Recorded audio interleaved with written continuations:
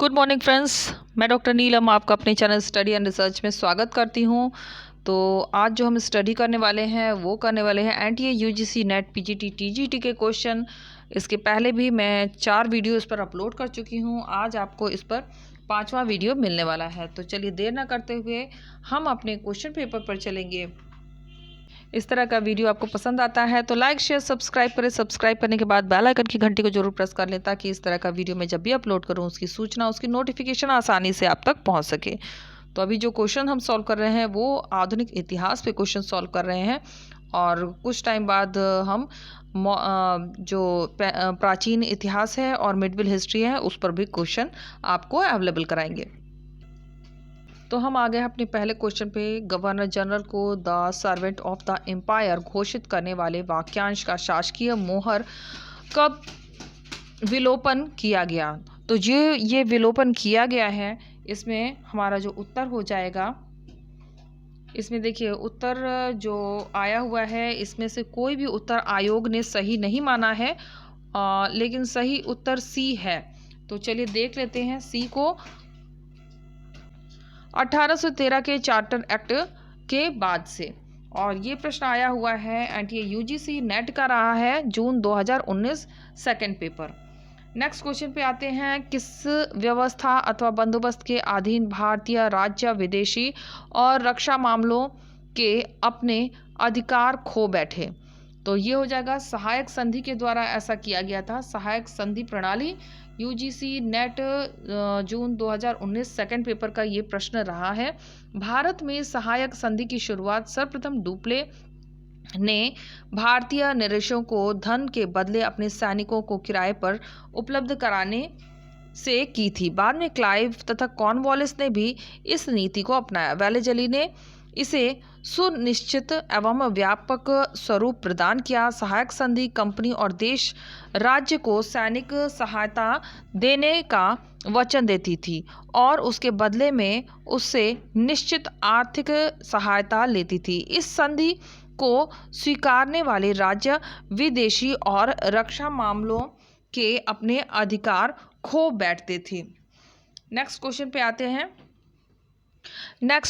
हैं। इस बहस का अभी अंत नहीं हुआ कि ब्रिटिश शासन के अधीन भारतीय अर्थव्यवस्था का अभिलक्षण विकसित या गतिरोध था या उत्तरोत्तर गरीबी बढ़ती थी। इस बहस के अनिर्णायक चरित्र का क्या प्रमुख कारण था? तो जो प्रमुख कारण था वो हो जाएगा ऑप्शन बी, संबंधित गुणात्मक आंकड़े अपर्याप्त हैं। और यहाँ पे UGC net NTA UGC net 2019 second paper का ये प्रश्न रहा है। ब्रिटिश शासन के अधीन भारतीय अर्थव्यवस्था का अभिलक्षण निर्धारित करने वाले संबंधी गुणात्मक आंकड़े अपर्याप्त हैं, जिसमें यह निर्णय करना मुश्किल है कि इस समय भारतीय अर्थव्यवस्था का अभिलक्षण विकास या गतिरोध था या उत्तरोत्तर गरीबी बढ़ी थी। नेक्स्ट क्वेश्चन पे आते हैं। फ्रांसिस कैरो ने भारत में पहली फ्रांसीसी फैक्ट्री की स्थापना कब की? तो इन्होंने जो फैक्ट्री की स्थापना की है वो 1667 में की है। यूजीसी नेट 2019 सेकंड पेपर का ये प्रश्न रहा है। 1667 में फ्रांसीसी कैरो के नेतृत्व में फ्रांस से नाविकों का जत्था रवाना हुआ। 1668 में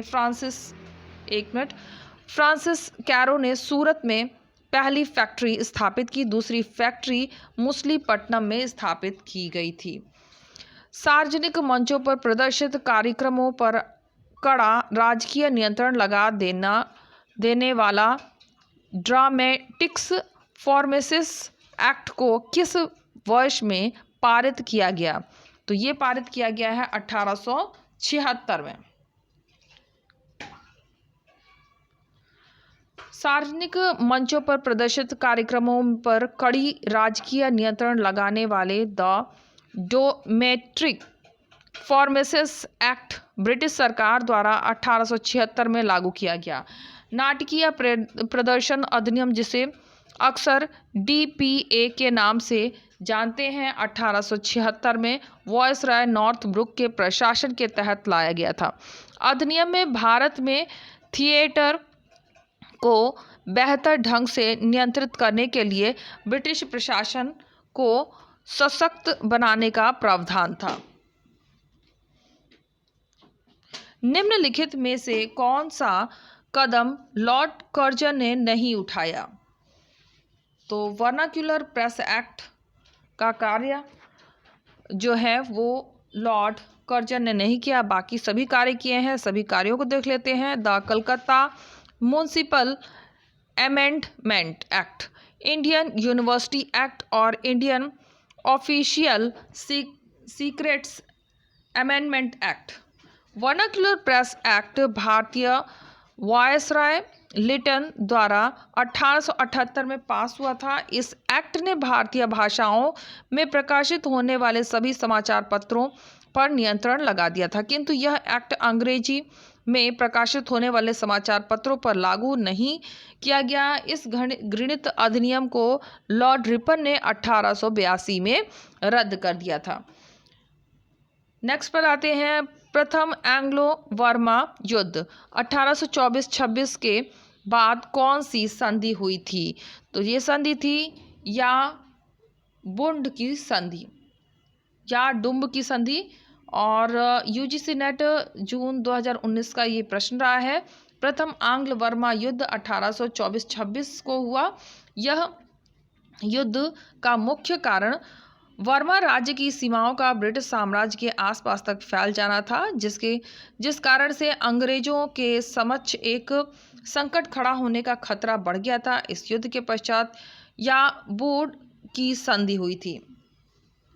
नेक्स्ट क्वेश्चन। यूरोप में सप्तवर्षीय युद्ध जो कि 1756 से 1763 के फलस्वरूप भारत स्थित फ्रांसीसी और ब्रिटानिया बस्तियों के बीच भी खुली शत्रुता पैदा हो गई थी। दक्षिण में डुप्ले और बुसी की प्राप्तियों को 1760-61 में तहस नहस कर दिया गया। भारत में फ्रांसीसी परिसंपत्तियों की पुनर्स्थापना का प्रावधान किस संधि से हुआ? तो जो संधि थी वो हो जाएगी आपकी पेरिस की संधि। कर्नाटक का तृतीय युद्ध अंग्रेज और फ्रांसीसियों के मध्य 1756 से 1763 ईसा तक चला। इसी समय यूरोप में सप्तवर्षीय युद्ध आरंभ हुआ। कर्नाटक का तृतीय युद्ध सप्तवर्षीय युद्ध का ही एक महत्वपूर्ण अंश माना जाता है। 1763 ईस्वी में संपन्न हुए पेरिस संधि के द्वारा अंग्रेजों ने चंद्रनगर को छोड़कर शेष अन्य प्रदेश जो फ्रांसीसियों के अधिकार में 1749 तक थे वापस कर दिए और ये क्षेत्र भारत के स्वतंत्र होने तक इनके पास बने रहे। सरकारी अभिलेखों के संदर्भ में कंसल्टेशन क्या थे? तो ये जो कंसल्टेशन है ये हो जाएगा बंगाल में अंग्रेजी ईस्ट इंडिया कंपनी की तमाम किस्म की कारोबार। और ये प्रश्न रहा है यूजीसी नेट जून 2019 सेकंड पेपर। भारत में ब्रिटिश ईस्ट इंडिया कंपनी का शासन 1773 ईसा से शुरू हुआ और बंगाल में ईस्ट इंडिया कंपनी के तमाम किस्म के कारोबारों को सरकारी अभिलेख के संदर्भ में कंसल्टेंस कहा जाता था। ब्रिटेन ने भारत पर शासन करने का अधिकार कैसे हासिल किया? निम्नलिखित वक्तव्यों पर विचार करिए और सही कूट का चुनाव करिए। तो यहाँ पे जो हमारा उत्तर बनेगा वो हो जाएगा ऑप्शन बी सही है, बाकी कोई करेक्ट नहीं है। 1, 2 और 3 ये सही दिए हुए हैं। एक बार देख लेते हैं। सबसे पहला कहता है 1757 से 1857 के दौरान मुगल साम्राज्य का विघटन और मराठा सिख तथा अन्य क्षेत्रीय प्रभुसत्ता द्वारा अर्पण उनकी विजय। नेक्स्ट कहता है ब्रिटिश संवैधानिक विधि और यूरोप में प्रतिपादित लॉ ऑफ नेशन के अधीन भारत में संप्रभुता में ब्रिटिश संसद का प्राधिकार और सभी सभ्य राष्ट्रों की मान्यता शामिल थी। नेक्स्ट कहता है चार्टर प्रदान किए जाने से ईस्ट इंडिया कंपनी को संप्रभुता का दर्जा मिला और पेरिस और वॉल्सेस की संधि और कांग्रेस ऑफ वियना ने इस दर्जे की अंतर्राष्ट्रीय मान्यता प्रेषित की। तो ये तीनों ही सही है, हम फोर्थ को कट कर देंगे। नेक्स्ट क्वेश्चन पे आते हैं। नीचे 2 कथन दिए गए हैं जिसमें से एक को अभिकथन और दूसरे को तर्क कहा गया। अभिकथन कहता है लगभग 1715 में बंगाली व्यापारियों ने ब्रिटिश नौ परिवहन सेवा के विकल्प और अपने मालवाहक यातायात के लिए ब्रिटिश पोतों के उपयोग को प्राथमिकता दी। तर्क कहता है वे निजी जहाज़ों को अपना माल सौंपने में असल में उस कंपनी को माल सुपुर्द कर देते थे जिसका अंग्रेजों के पास विशेषाधिकार था। तो प्रश्न क्या है, उपरोक्त दोनों कथनों के संदर्भ में निम्न में से कौन सा सही है वही हमें बताना है। और ये प्रश्न आया है यूजीसी नेट दिसंबर 2019 का। तो यहाँ पे हमारा जो उत्तर हो जाएगा वो हो जाएगा ऑप्शन ए आर दोनों सही है और उसकी व्याख्या भी दे रहा है। फिर से यहाँ पे व्याख्या की ओर देख लेते हैं। 1713 से 1719 तक फारुखसियर मुगल बादशाह था। अंग्रेजों ने मुगल सम्राट के पास एक प्रतिनिधि को भेजा।